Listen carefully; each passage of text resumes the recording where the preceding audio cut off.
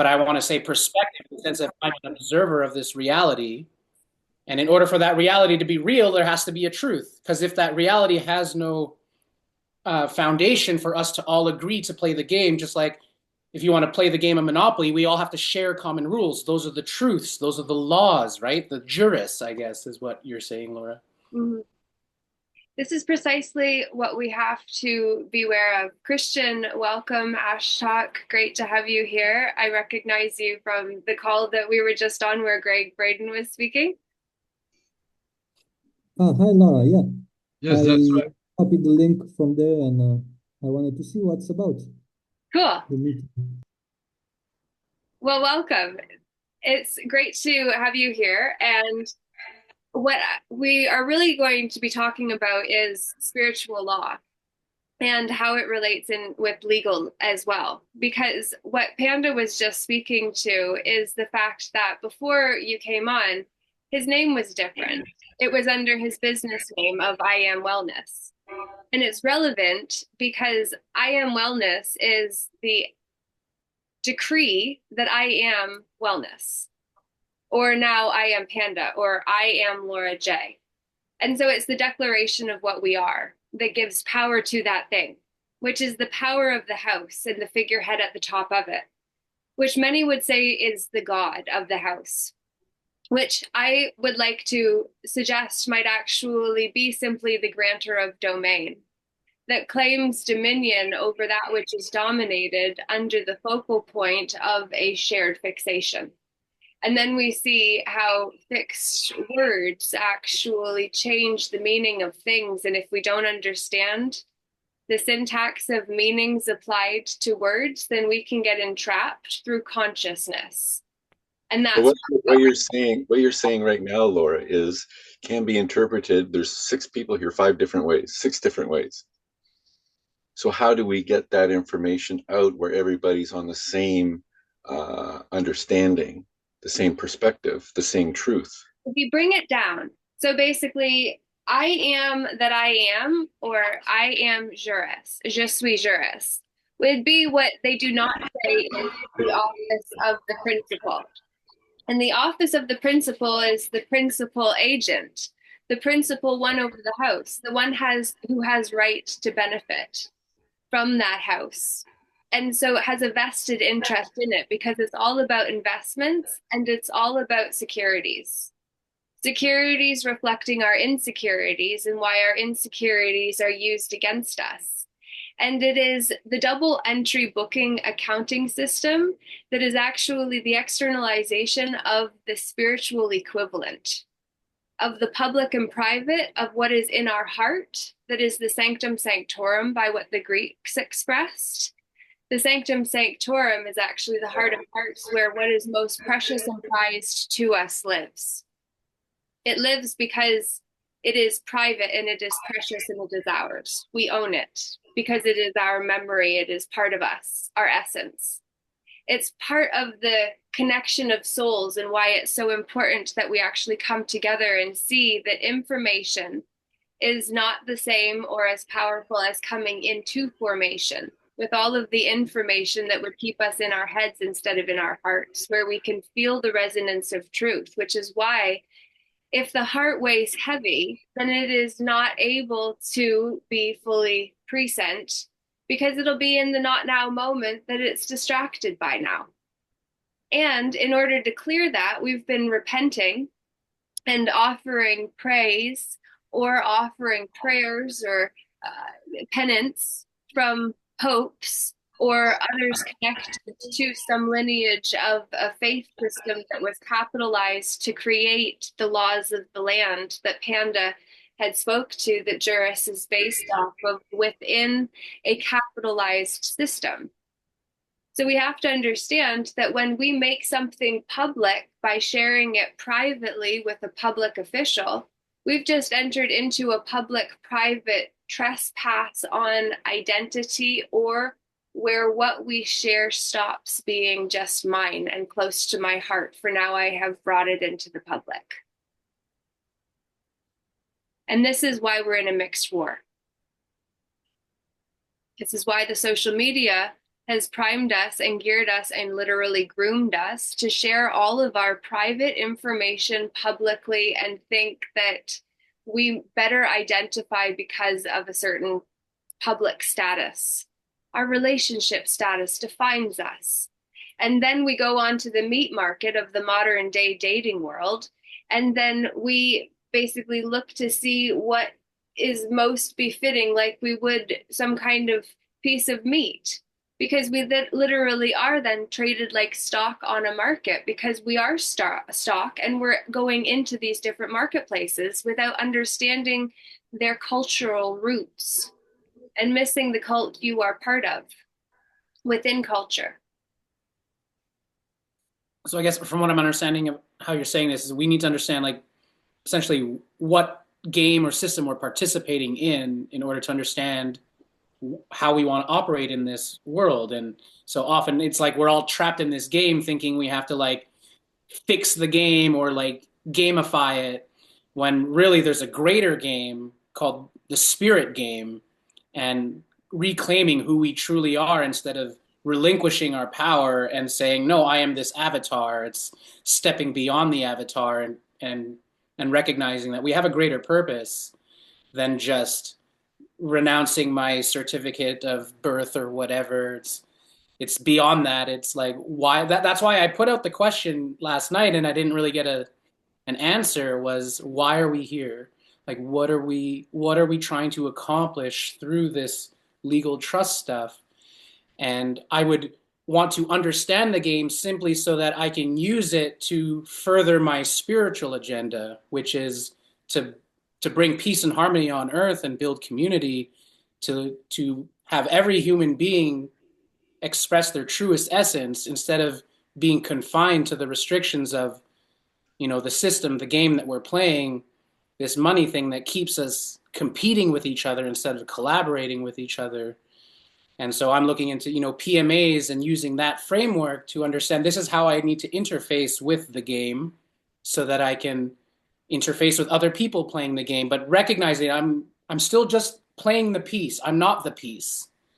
That but the game is still in action, and so I want to be able to play my pieces appropriately and not get caught up in the semantics of it all and just get to the heart of like why I'm here, what my purpose is, and how we can align our purposes and manifest together.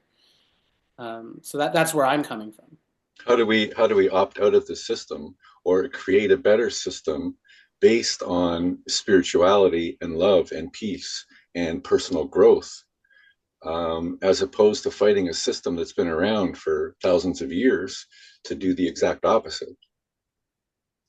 I think you do that on an individual basis just by doing and being what you described, Peter.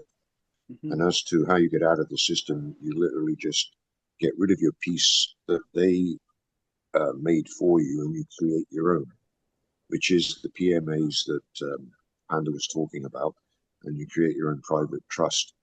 Because a private express trust is regarded as a natural person. So if you comprehend that, you can create as many persons, which is what your straw man is, as you want. And those can operate in that world of commerce. It's actually quite simple. They're just more pieces in the game. Well, if you want to interact in that world in any fashion whatsoever, then you're Well, currently we have to. Think of a Precisely. Although I'll say that I'm out of the system as much as I possibly can, and that's more spiritual, more in my heart than it is in the physical world, because I haven't come across anybody in the system who has tried to interfere with that yet, right? And I'm hoping that won't happen because I'm living as a free man right now. I have more questions around that, but first I want to say that if you think about the analogy of the piece as an identity, then we start to see that every identity we take on, which is any status, title, personage, or way that we are being identified as belonging to a certain thing, which includes a PMA, that is a piece, metaphorically. And so imagine all of the identities that we have taken on are like pieces that we have to carry around with us to make sure that we have on hand in order to play the game when we walk into that domain. Well, domain is spelt domain because the main character is now implied to be the thing that we did before. Now we're implied to be it. So if we understand that, it's why I keep emphasizing the importance of Dr. and Mrs. Vandertramp's house, which is a memory tool that basically takes the first letter of verbs that use I am verbs in their conjugation in the passé composé, because the passé is passé. Oh, that's très passé, very passé. And we think it's very a diminishment in order to put down the idea. Passé composé, composé is what is composed, the composition. What is the composition but the constitution? And this is where we go to the principle having a constitution to abide by. The captain of the ship has to abide by the constitution of the ship. The constitution contains all of the rules for the whole ship. They're the ones that have to fulfill the execution of what is on their ship, and all of whom are on their ship, which includes both crew and passengers. So how do we get off the ship back onto the land where we actually are? We need to understand where everyone is so that we don't lose players in the game.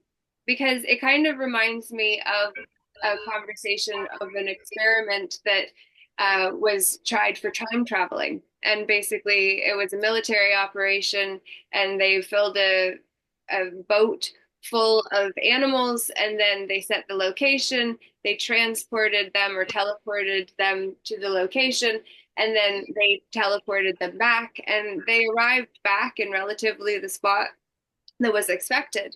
Well, then they repeated the experiment with people this time, and then when they did so, the ship wound up in a completely different place. Some of the people's bodies were fused with the machines. Other people weren't there. Other people were time traveling. And what was the difference except for the consciousness of those who were part of the experiment? The animals had no expectation. The people did. Philadelphia experiment. Yeah. The witch? I'm also reminded of the Matrix when you're talking about the pieces in the game and not losing pieces. I see it as being valuable, so I often, when I introduce myself, I'll say I'm Panda and my Matrix name is Alex, because that is the player that the system recognizes me as. It pays taxes, it earns an income, it has traffic violations, whatever it has.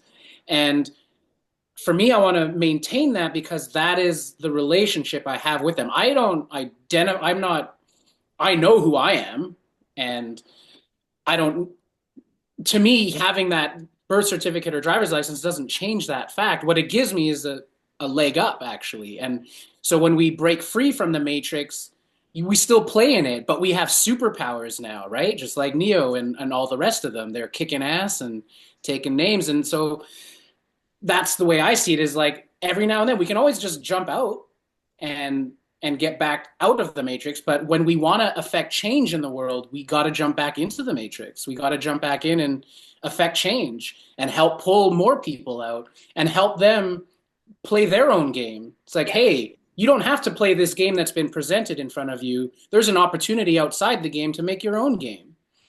And that's the game I want to start building, is what is the game we all want to create together? And what are the rules that we don't know about? Right? If we figure out what those rules are, then we can take over the game. Well, just like even Morpheus, when he's teaching Neo stuff, he's like, even when you're agents in the system, it's like there are rules. Some can be bent, some can be broken, but you have to know the rules in order to bend them or break them. And so the more clarity we get on the rules of this game, the more we can manipulate it to our advantage, because we have a greater purpose, right? And that comes back to another theory of mine, that every person or every man or woman alive today comes with a piece of the puzzle. Yes. Mm-hmm.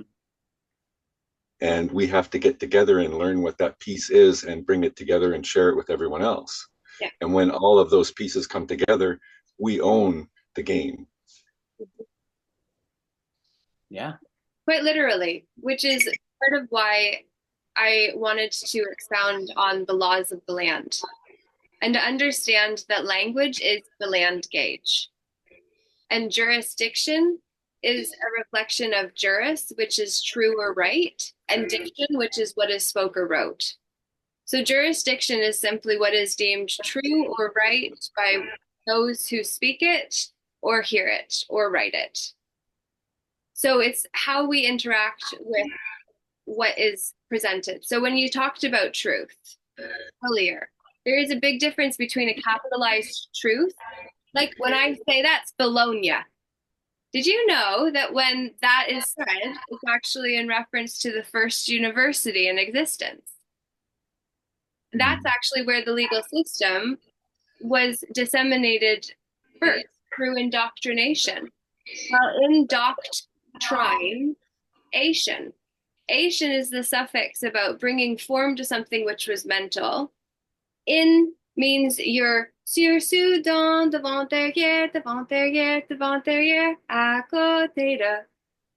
We're in Dr. and Mrs. Vandertramp's house, where we are an unchartered vessel that is able to be claimed by someone that is going to use the laws of the land so far as what has been defined and conformed in order to, or formed in order to make us conform to fit.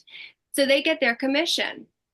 We're familiar with it in terms of employment, but we didn't see the ploy being the mental terrain of N, which is within. So when we missed that trick and then we got duped to do the job, that was when we got paid to rob innocent men and women in order to bring it back as claimed territory for the souverain, which in French is under true queen, in order for royalism and monarchism to reign, not seeing the papacy and why we use paper in the first place being connected to the Pope. And the Holy See, which was the unseen force that slid in unawares. Because we didn't see that Vatican City is a sovereign state, as is Washington, D.C. and London, or the City of London within the center of the City of London itself. Which is significant because that's the backside of the law, land, air, water. Well, you can't put space into the laws, hence not being the court of laws, because space is occupied by us. It's our consciousness is occupied, our time is occupied. It's about occupation, what we do. How are we occupied? What is taking up our space? That's the space on the board that we are moving in the game through. And if we don't know how to actually not stand as the first person office of principle, man of capacity in the office of man as the entryway into the public, as the natural person of the trust that is also connected to the legal person, which is just the third person that allows an agent to speak for the displaced one. So they're not separate trusts. They're part of the same interlocking trust system. And this is where people are not understanding. We don't need to create more trusts. What we need is to actually build trust between one another and see that was where the counterfeiting started in the first place, which is why Panda actually has a trust factor game that he is working to create an app for, which allows people to come in and actually share information, and their trustability is actually weighted and valued. And then they can start actually measuring their own character, because the major arcana and the minor arcana are two sides of decks within the tarot. Ta, rot. Well, there's decay in that, which means that it is not in an upward trajectory, but a downward one, which is why Oz is the lower half of the astrological chart. And how do we simplify this so that the people who have been dumbed down their entire lives can understand it? We do. Because we win by coming in numbers, right? We Or actually we shift. we win, we triumph, as was shared in the call with Greg Braden brilliantly, where he spoke to the difference between winning and triumphing actually being where care is there. He said winning versus triumphing is living our divinity for the best self, which brings me back to the martyr archetype, which so many of us, in wanting to save others or have a savior save us from all the chaos and all that's coming and all the ways that our nervous system are triggered. That savior complex means that we're going to stay in the victim dynamic of High Rose Prism. And we don't need to keep trying to go out there and share all of this information that just fries people because they have nowhere to go. It's like asking them to jump off the Titanic into freezing water when lifeboats aren't ready. Mm-hmm. Well, we're the lifeboats because we're the ones that know these people that want to jump. And we're the ones that actually go and sit with the people that are having these conversations and equip them with the safety net that is being created with the Peaceful Inner Warriors United Collective, and then all other groups that choose to unite under a common banner that actually recognizes what banners are about. Mm-hmm. I would even add that, well, because on our conversation last night, we were talking about setting that foundation and like, why are we here? What is our purpose? Who am I? And I think getting back to that, before any of this legal stuff and escaping the matrix and all that, it's getting to the core of like, why do you even want to do this in the first place? Like, why is freedom even important to you? What would you do with that freedom? And that is the question I think needs to be answered for each individual so that we can come together and understand like, okay, so now that we know what you would do with that freedom, then we can work towards getting that freedom. And what does that mean for you? And yeah, so anyways, yeah. Well, and I also want to say the last night's call actually helped make it evidently clear to me why we haven't been able to do it yet. And it goes back to what Claudio Silvaggi, who's an astrologer who was also on the call last night, and I connect with regularly around the one I mentioned about the Oz being the bottom half of the natal chart, which we've got a video that I can share with you if you join the Peaceful Inner Warriors United Assembly group on Telegram if you're there. I can post that, or Peter if you might, or Panda. But that chat group is really the place where I've connected with some people. But these connections are how we do it in the scheme of things. We need to know one another, and we need to be able to come together on common ground. We need to know who we are. So we collapse the trust. It's actually, from what I understand, called foreclosure or liquidation, because it's all about the waters and liquefying things and then changing substance to conform to forms or to fit forms, because then you're not fit to make the decision. So then you've got to sit out while someone else makes the decision for you as guardians over the dominion that our domain has claim to. And this is where we actually need to also understand the semantics of dominion and the connection to servant leadership and how servants are part of the colony. So that spell trap also brings in all of that too. So we have to understand we're working with gestalts that are basically like Santa Claus bringing in his big bag of who knows what. We have all of that to bring with us when we bring in a gestalt, and we don't actually have the ability to discern for ourselves what we wish to bring with us from that and which doesn't sit with us. And to not be able to negotiate that and to still identify that way is dangerous. Because if you reference one thing in something, that brings the whole of that thing into it, which is where the social contract comes in, and people need to understand. John Locke coined that when he also did the 4 types of law: natural law, universal law, divine law, and positive law.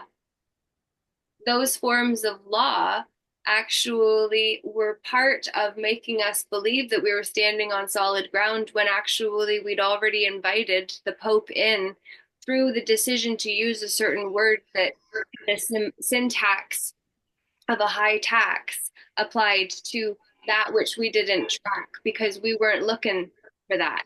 Our reticular activating system hadn't noticed it yet, which is why we need to know how to notice. And when I talk about all of this, I know it's convoluted and it's long-winded and there's a whole lot in it, but you got 3 positions within the trust. If you bring the top position to the ground floor, we're on common ground. That's common law. We commonly can draw from that which is creative, which is why our imagination was the part that Greg Braden was speaking to, Christian, right? Like this is where our imagination is actually where we start to see that image is the I the mage. What is a mage? What is magic? What is the magi? We need to make magic real again. We need to realize it's already at play. It's just, I'm It not has been. about witches and As I say, warlocks yes. and wizards, but I am. Sorry, July? No, I say, yeah, magic always has been, it always is. One thing about the 4 laws you mentioned there, you notice there's one missing. Law of nature. No, she said natural law. No, law of nature. Oh, that's different. Law of nature and natural law. Oh, yes. Okay. Absolutely different. Please educate me. Well, natural law brings in morality, is based on morals, morality. Law of nature is what exists in nature, the laws of nature. There is no morality in it. Nature is Just the playing merciless. field that we're in, the physics of our world, right? Precisely how the natural world is governed, the law of nature. Which is also a giant deception that I've been unraveling for some years. Don't trust scientists implicitly. So how do we learn the magic? We do it through their words, through the spell. Abracadabra. Abracadabra, I create as I am. Because Yes, I own the I am juris. I understand Dr. and Mrs. Vandertramp's house. And I say, I don't want to be in a tramp's house, thanks. I also realize, pardon?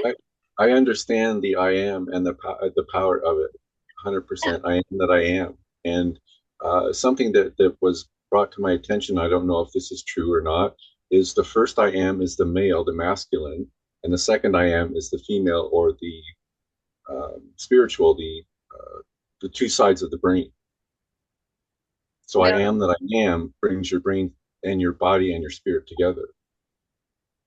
Well, that would be part of probably why we've got 2 people from a call with Greg Braden who also joined in potentially, because we don't know one another yet, and you don't have to speak if you don't wish to, but certainly if you're hearing anything that is resonating for you or that you are seeing how it connects to something that you've been considering, we'd be certainly open to hearing it. And you may have a piece that we're not aware of yet. Yeah.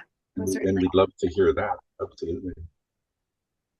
I have many pieces that haven't been discussed, and I don't think we can cover them all the night. But what I've seen, the system is changing, and whereas before the trust was, for all the so-called servants, you said, that's the word, was under the Pope. Yes, there was this 3 parts: the Vatican, Washington D.C., and Rome. Well, now the things turning towards the technocracy. Like people, there's been a bill, a court case that was won by a corporation that they can patent people just because they can produce a modification in them. And they can benefit from, after they die, they can still use the energy of the body. So this changes the rule altogether. Like this huge, it's like exactly how he was, Big Brother was saying, there's a huge battle between the power. And I can see it in the court case. Like I've seen this scientist who was really impacting change, and he was trapped in the savior mode, like you were describing, and didn't know when to stop. So even when everybody was telling him you need to stop for the moment, just for the moment, not forever, just for the moment, he didn't listen, and he is in prison now in Arizona. He did use I am Juris. The court case is still going on, but uh, he's like trying to win, the I don't know, there are many traps, like terahertz ones are one of them. Like because of we talk about light, we say that light is good. Well, not all light is good. I know somebody who received terahertz therapy together with another wave therapy, and their health change deteriorated very fastly after they recovered. I was working to recover that person. They were doing better after a stroke. After that, it went down, and in a week he died. And there are many, like many things going on at the same time. Mm-hmm. And I don't know how this can be won in a court. Like, for example, lawyers in my country, they met recently after a huge protest, and they are changing the law for how would you say this, for when you hand over like a house to somebody. The How do you alloidial say? title? Yeah, when you change the title. Or when you transfer it. When you transfer it, yes, because they say the usually a transfer is done from a natural person, or even the person if it goes to the notary, but that person is in full capability when it does the transfer. And now they're changing it because they expect many people to not be in their full capability, and they're creating laws for that. Like how, and they say, okay, there will be people who transfer, they will be named differently, like um, caretakers or something like this. Huh? For the people who actually transferred I will have to translate this at some point, but it's like they're changing the law because they can't have the succession or the transfer done. They expect people to not be in their full capacity, like Yeah. physical, mentally, Yeah. and so they create special laws for this.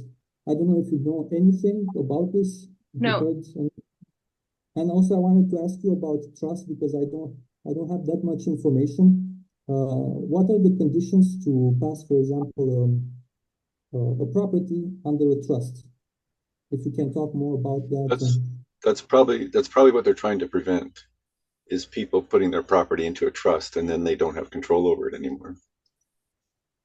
I don't know the specifics yet. I am learning as fast as I can. But what I do know is that there is an interlocking trust, and the system is with the first, second, and third person within the trust. So your grantor of the domain of the trust, or the grantor of the trust, creates the trust and elects an executor, which is like your executive management class. That's your captain. And then you have the trustees that have to delegate or have to do what the principal directs them to. And then you have the legal person, substitute person, statutory person, the one who pays the account. Those perspectives are in the alieni juris, which is where the lien gets placed, as because that's the part of the trust that pays. It's the account. It's the third party account. So this is where we are displaced too if we don't know how to say, I am here to speak to that matter for myself as a woman in my competent capacity, private always. Even when in the public, I claim the right. Which man or woman will step forward with a superior claim to say that I cannot remain private when I declare that I can? Who will?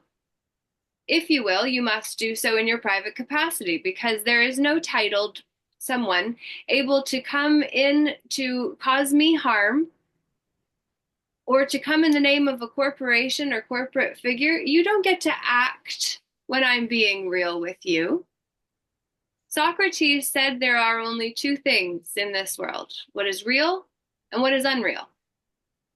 We're dealing with, when you talk to the technocracy, where technology has the kratos, which is power.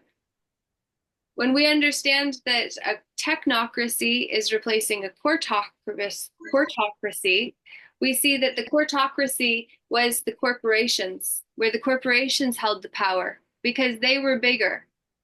Now, with the technocracy, we've got an online sphere of no man's land able to make us anonymous to one another because it's literally a phantom account that can be created in an instant using some details, not requiring all of them, put up whatever images we want to present ourselves to be as the public persona of our propuria persona for that profile, where we're filed like the pros make us do in order to get in rows.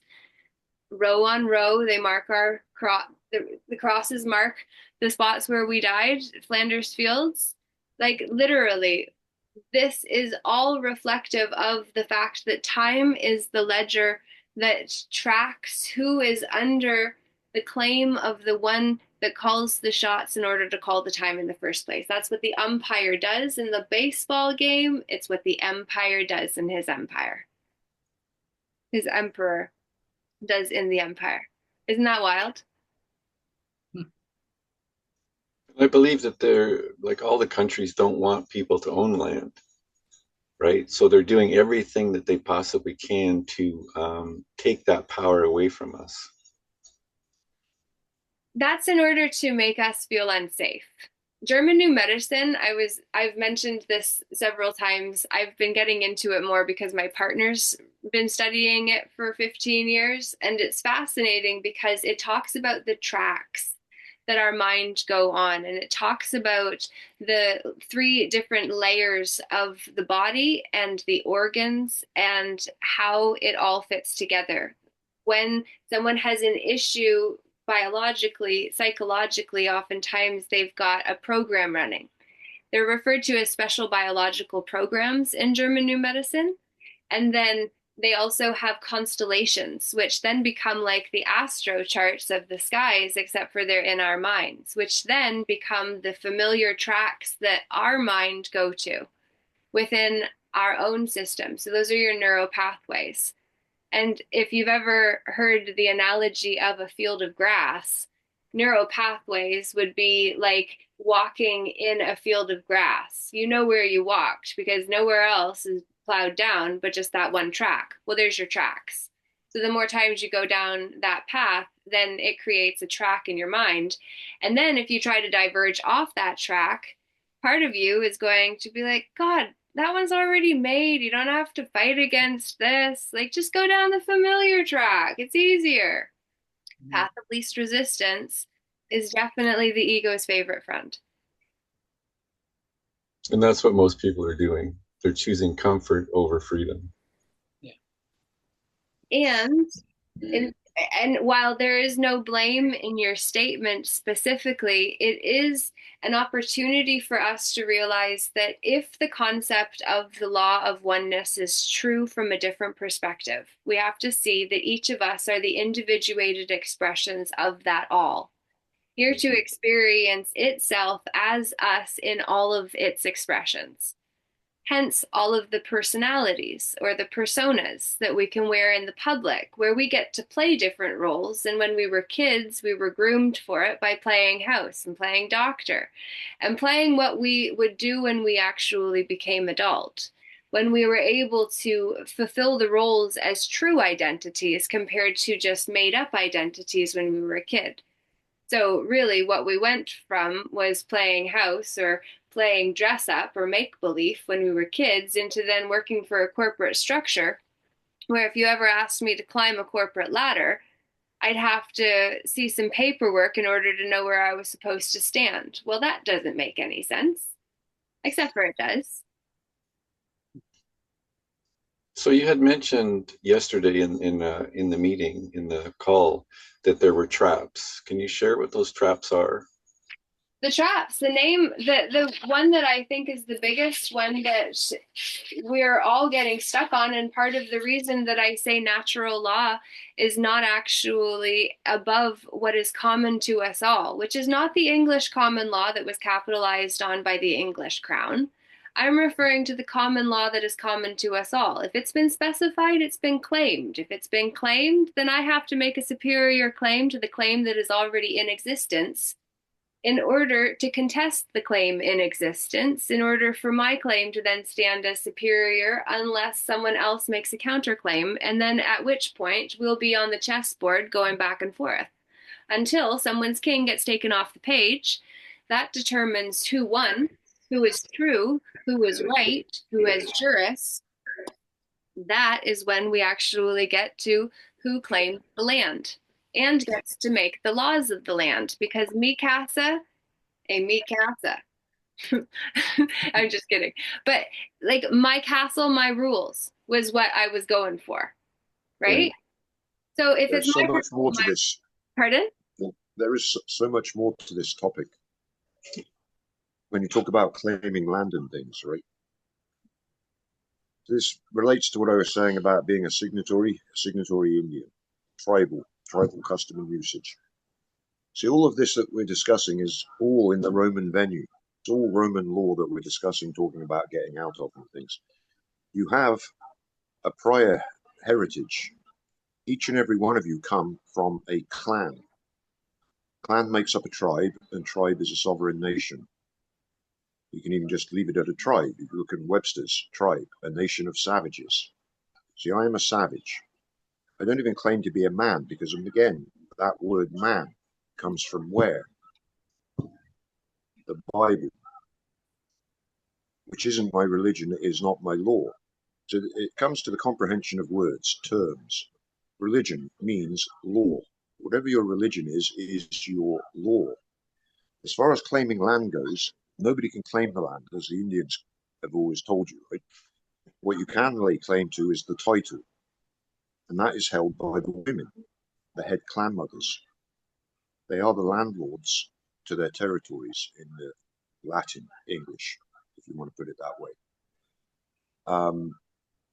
Which is what, if you comprehend that, I'm sure most of you do, they talk to us through the movies, so they have done for decades. The Wizard of Oz, for an example. Follow the yellow brick road, ounces gold to the city of Oz. The entire movie was about how to, like, we're not in Kansas anymore, because they weren't in Kansas state, they were in the state of Kansas now, two different entities entirely.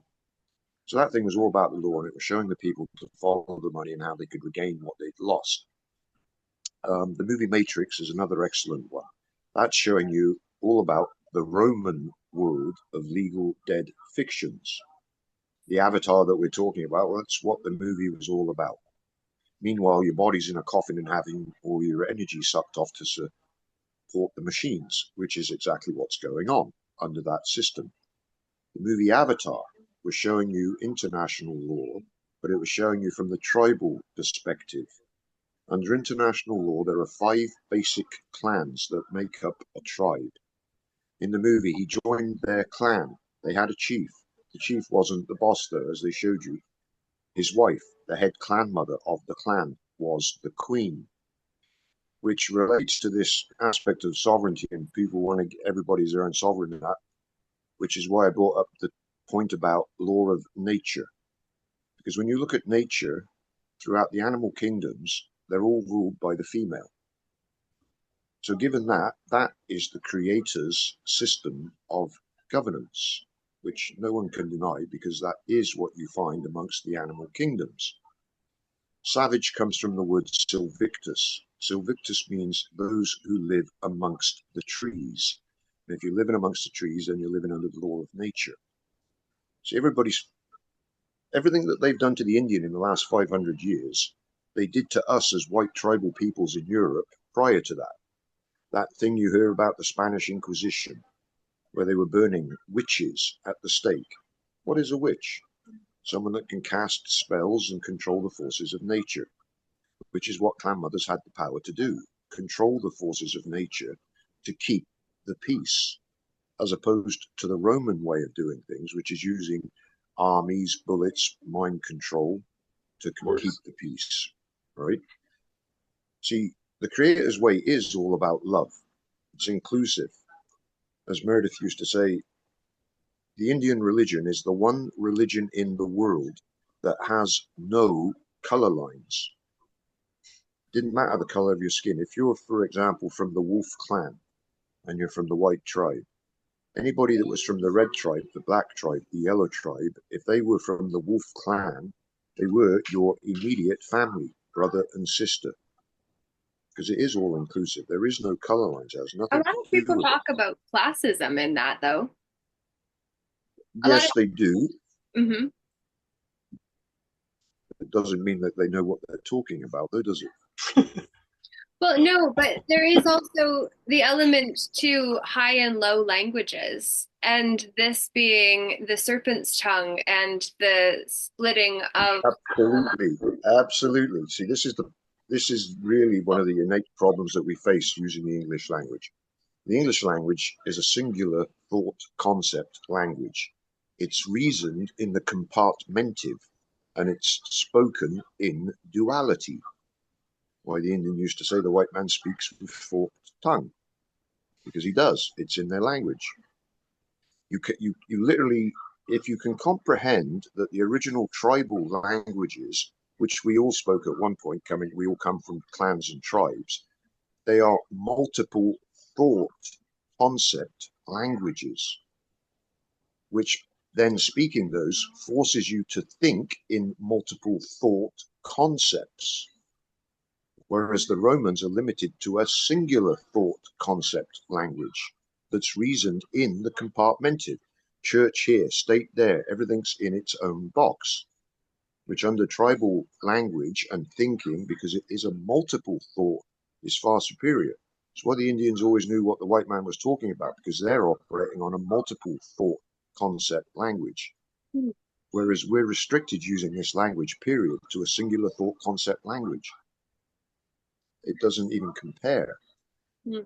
The reason I brought up what they did to the tribal peoples in Europe and things is because everything they've done to the Indian, they did to us first. They've been wiped. That's what the Romans were fighting, tribal peoples, stealing the land all around the world, thousands of years. The Creator's way is love, and it is a matriarchal system, matrilineal system where the female rules. And I say that based on the fact that that is what you find in nature. So it is about harmony and love, but it is a hierarchical structure. And the reason for that, I remember reading years ago in the Vietnam War, the Vietnamese wanted to keep their prisoner of wars in concentration camp, prisoner of war camps. If they didn't require to have guards, fences with machine guns and things, all they did was remove the 5% that had leadership qualities out of the population. Remove that 5% and they didn't need anybody to guard the rest, because there was nobody to lead them.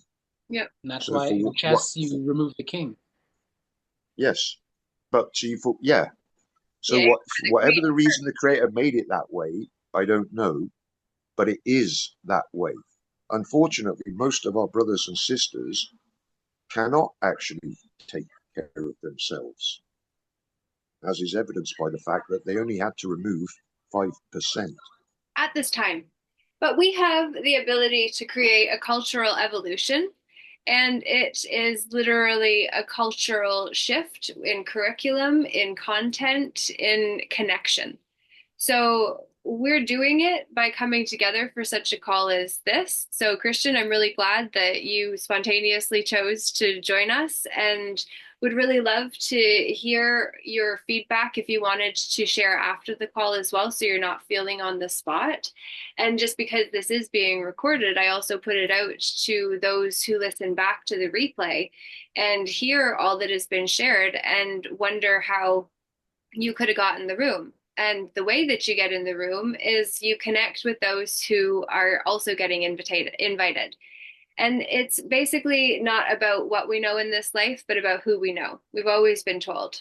And when I got locked up under the Mental Health Act in 2019, because I was in an expanded state of awareness I didn't handle as well as what I could have, when I realized that I'm here to help bring peace to this world and the police system is corrupted and there must be some good ones in there. So take me to them. Let's sit down together, create a round table experience where we can take the best of what exists, put it onto the table, refine the values and virtues at the core of all of what we're bantering about, thinking it's different when truly at its core it's the same. And then we just create something better, like what we're doing now. But I got deemed crazy and locked up for 2.5 weeks and had the experience for the first time in my life of having my sanity questioned just because it doesn't fit the mold of what is normal. And when I was denied the right to speak to a lawyer without a psychiatrist's approval, I refused to allow someone to speak for me when I got a summons in 2021 for speaking at a rally that I was divinely guided to go to because I listen. When I am told to go someplace, generally speaking, I do my very best to listen. And when I do, magic happens. And it called me back to life because I had been down spiritual paths. I was doing a lot of different things. And then that summons made it so I had to find someone who would be able to help me actually deal with this myself. And that was when I met a man whose name I don't mention in order to protect him because he's a very valuable player.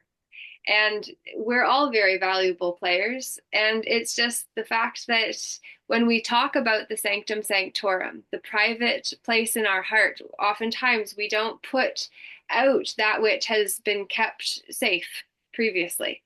We don't want to share that piece of information that somebody else might then use to go after the one that somebody doing something they don't like does or says, and then they go after the one they know that one appreciates or has love for.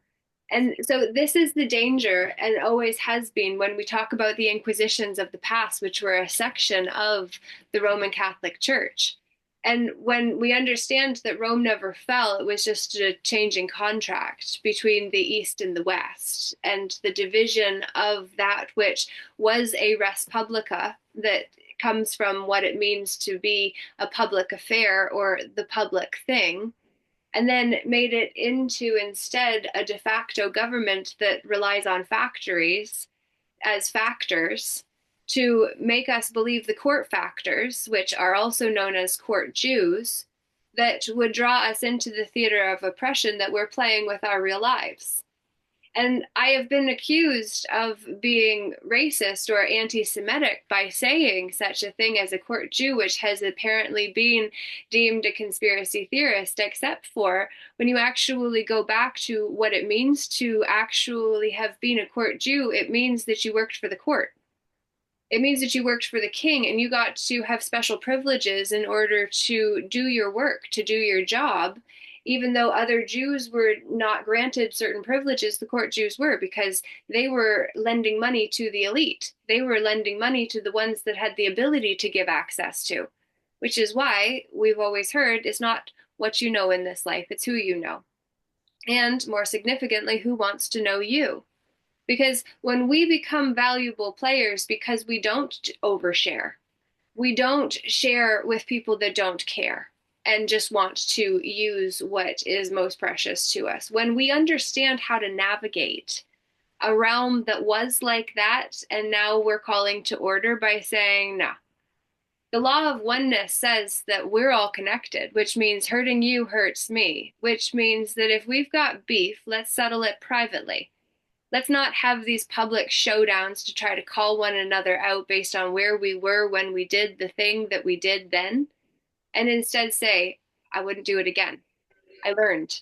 And actually clear the waters between us instead of trying to go to interceders or intercessors to get involved and become the middlemen or agents or crew of the ship that are going to take me on a trip as the passenger who sits and lets the captain call the shots because I don't know how to hold my position.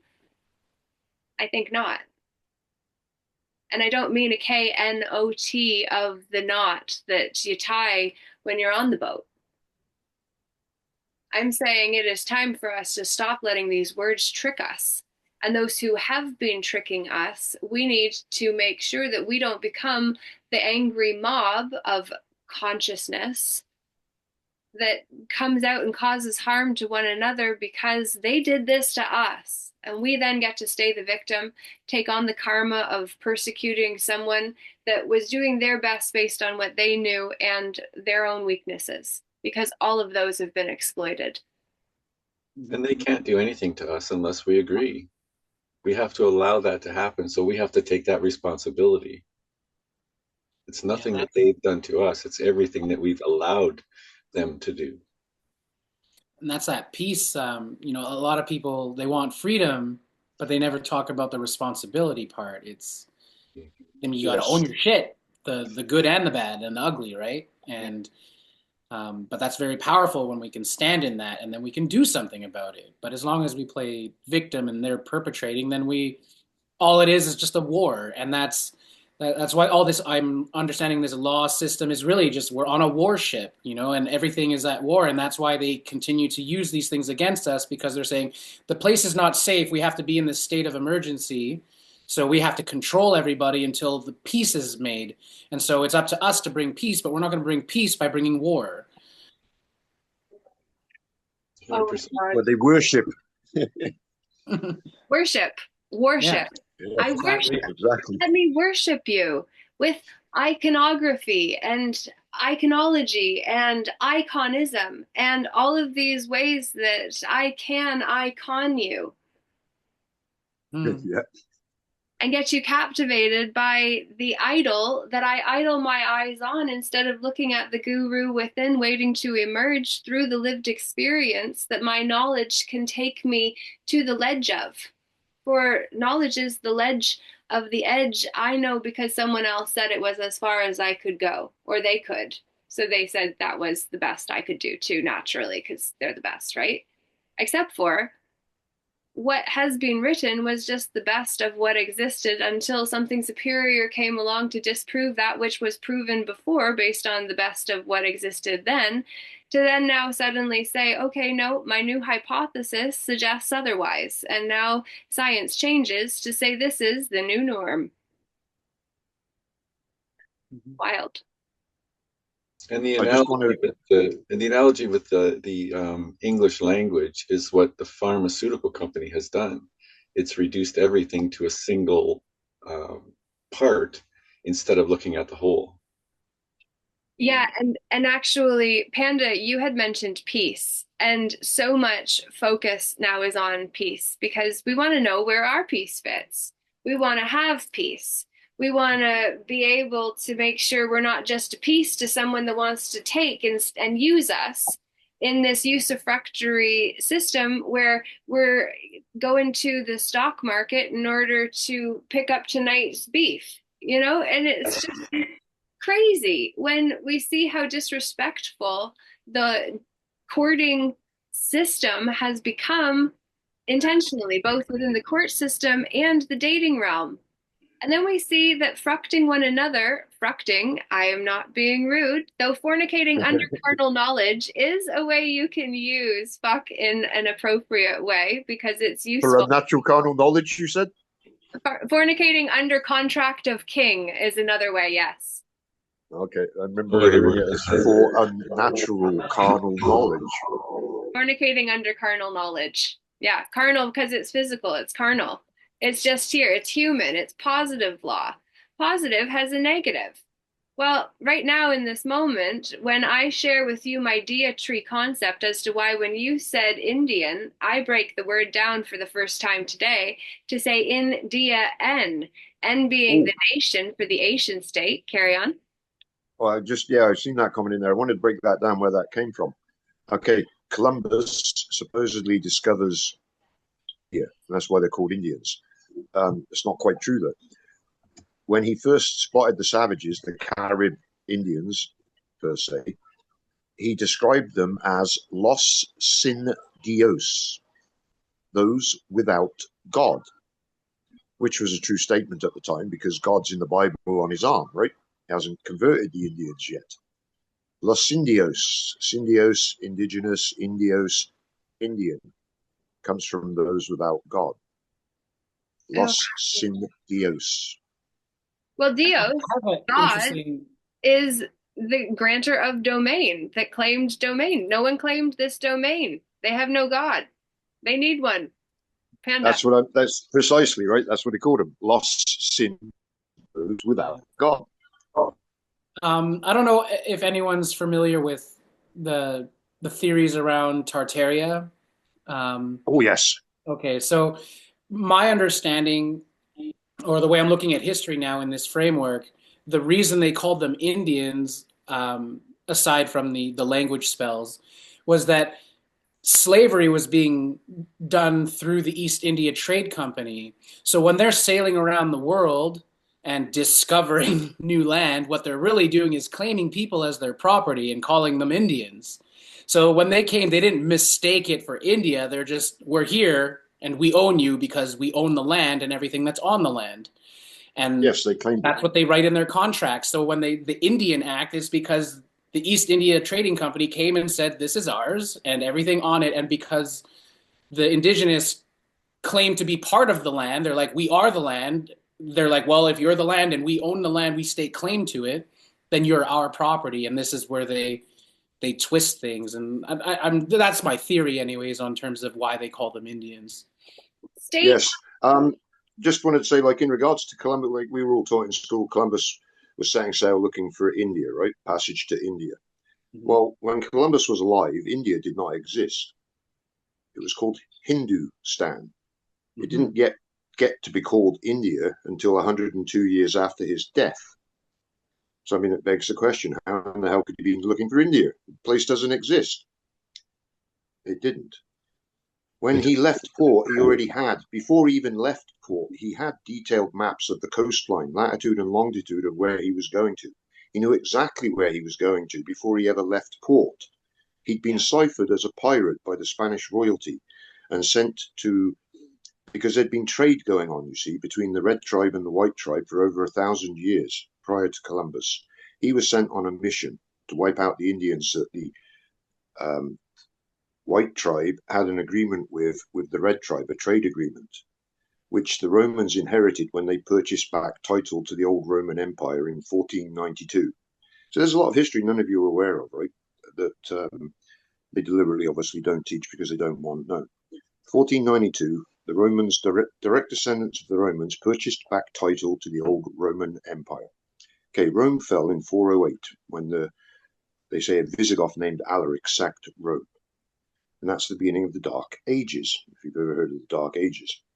And people think it has to do with technology or, it was a dark age because the Romans were no longer in power. When did the Renaissance begin? 1490s. Well, they purchased back title to the old Roman Empire in 1492.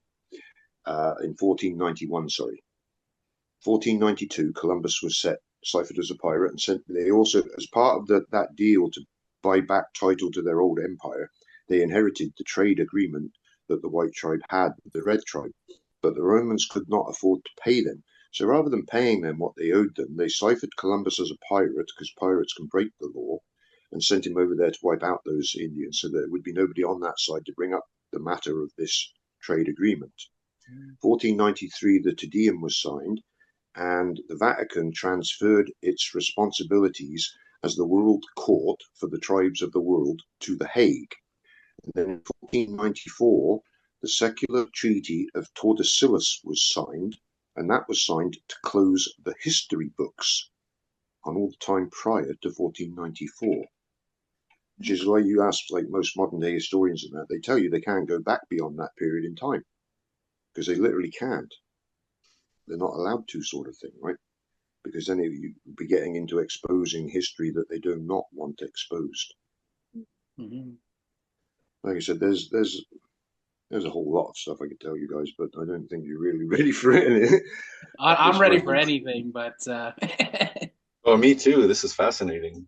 Bite-sized is also a really good method. I know that we all are pretty fast front runners, and we're wanting to have been there a year ago or 5 years ago, or, we wanted to be there yesterday, which is always before now. So I think that coming back together on Saturday, Panda and I are going to be joining at 1 o'clock. It'd be awesome to have you guys join. And this is for the writing challenge. So the writing challenge is an RIGHTING writing challenge because we're going to actually write our own house. And what I mean by that is that so much about the savior complex is about saving the world and letting our own house fall into disarray in the process of trying to save people that don't even want to get out. And it's insane. So why not, instead of using our energy in order to destroy ourselves for the sake of saving someone that may or may not be okay if we're not okay, we actually put our own air mask on first. So what that means is we actually learn what it means to have a manner role. And then we see why it's used as a court role, which is a court of record. And then we start to see how we need to keep our own books and our own house in order. And when we do this, and we just, gather for calls, and I'll send emails, and we'll find ways to connect and go deeper and figure out how to actually write our own house. And then we'll actually be a vibrational example and our lives shining brightly enough for people to say, hey, you didn't have a sparkle before. Like, what are you doing now? I like how you feel. And then they lean in instead of lean away. And that's why we've been going at this, because we know that the tipping effect, the 100th monkey effect. It's just like when the 100th monkey was told, every monkey everywhere knew, wash the sweet potatoes. But we need to recognize that one is a whole number. My mom used to say that when her and I were both single. She'd be like, Laura, one is a whole number. And it is. And if we realize that one is a whole number, it means that the time that we spend together is an investment into ourselves, into one another, into what it means to have community, into what it means to get inspiration, to not leave this and feel so exhausted that you want to go do something to harm yourself, or, not look after yourself because you were sucked dry. So you want to go fill yourself with things that don't actually fill your body with good things, or, do other activities that might bring harm to the vessel, which Greg Braden was speaking about, the need to honor the vessel, to honor the body as a temple. Like, our body is the temple for the soul. My soul worships in my body every single day. And if I'm not looking after my body, my soul's temple is going to fall into disrepair and possible disuse. Disease. G's? And disease. Disease, yeah. Cellular disharmony, not feeling good about being in a messy space.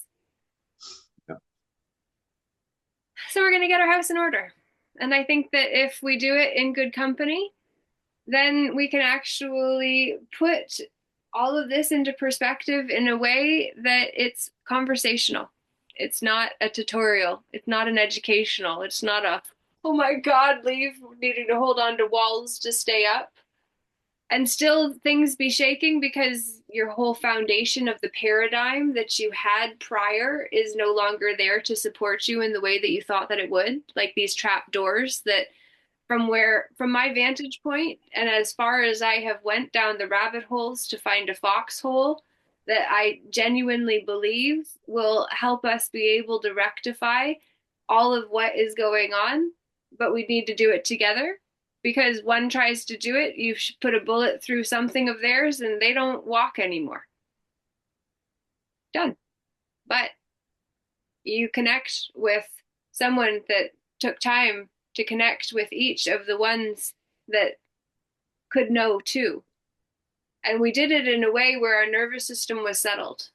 We were regulated because we were self-regulating in our own life, so that frequency that others are like, who, why, feels nice. That feeling of being in order is a self-regulated nervous system. Nervous doesn't have to be triggered, wired, fired. We don't have to be fried anymore. But we also have to respect the fact that burnout, after having had so much cortisol coursing through our veins for so many years, even before COVID, or what I refer to as the certificate of VEX, identity, death, AI, PSYOP, because VEX means to cause frustration, irritation, or annoyance. And I don't know who wasn't caused frustration, irritation, or annoyance when the benefit of hindsight, being 2020, took us all by the wayside and brought us into where we got a certificate to say whether we believed the VEX or not. And that was where our identity, before we got the certificate or didn't get the certificate, as the new version of haves and have-nots, became when you mentioned us getting our houses in order, like my vision, the grand vision I'm seeing is we're all essentially establishing our kingdoms and setting the groundwork for that. And when I look back at history, we had that. We had kingdoms all over, and they managed themselves. And they, I think feudalism gets a bit of a bad rap. But when we look at, I think there was a reason they were called the nobility, because I think there was a time people were actually noble, and people honored those who were in a noble state and revered them because they exuded those qualities. And I think for me, it's about getting back to that state, getting back to, I'm imagining a kingdom of kingdoms, a network of, we've all got our castles and our courts, and we're managing ourselves and then connecting and trading with each other. And eventually, the game that we're being forced to play is no longer, we don't need it anymore. Because we've established all the things that we want in this life under our rules, under our constitution, under our natural law. And that to me is like the empowering part, making us all kings and queens again of our own right. And that's kind of the way I'm seeing this being built. So yeah, I like it without the titles. So the king's domain is under his domain, and then he needs a queen to balance that, and then we are not going to the masculine feminine hemispheres of the brain being balanced, and that being the ultimate marriage we need to focus on. So like, yes, and there is a social element to it, and then there's an internal element to it, and then there's a type. It's all as within, so without. Like these are archetypes, right? Like for the soul, when I step into my king, there's also a queen energy, and like you said, balances itself. And I think that's another issue I have with religion and everything in general. And things are just taken so literally. Like you were saying, the language, it's like the English, what was it? It's like singular. It's like this is this, and that's Yes. it. Versus when we enter the world of metaphor and archetypes, it's no, we see the connection and the fractal nature of all things, and how, something is not just that thing, that it's because it's connected that it plays an essential role, but it's not singular, that we live in this linear world of, go from Yes. here to there, but the non-linear world is able to navigate it's like a frequency, right? And yeah, and it's so much more robust that way. The linear world is very fragile, and I remember catching somebody explaining the difference between complicated and complexity. So complicated is like, you ever seen like at the beginning of Back to the Future, and Doc Brown has this crazy contraption that sets off when the alarms go, and it like cracks the eggs and makes the coffee and puts the dog food. But if any part along that path is corrupted, the whole thing collapses. But with complexity, because it's such a network of things like nature, you can have trees or animals die or fall apart. You can have small patches go wrong, but it doesn't affect the integrity of the entire system because of the complexity of how it's arranged. And so that's the way I see us gather, like forming these networks, rather than we live in a linear structure, a house of cards that is just at any moment, it's so fragile, and like the 2020 COVID thing kind of revealed our fragility of is something goes awry, all of a sudden, like, whoa, we can't handle it. We're not self-regulated. I think this is one of the most progressive conversations that could be being had right now in this moment. So I'm incredibly grateful to each of you for showing up and contributing as you have.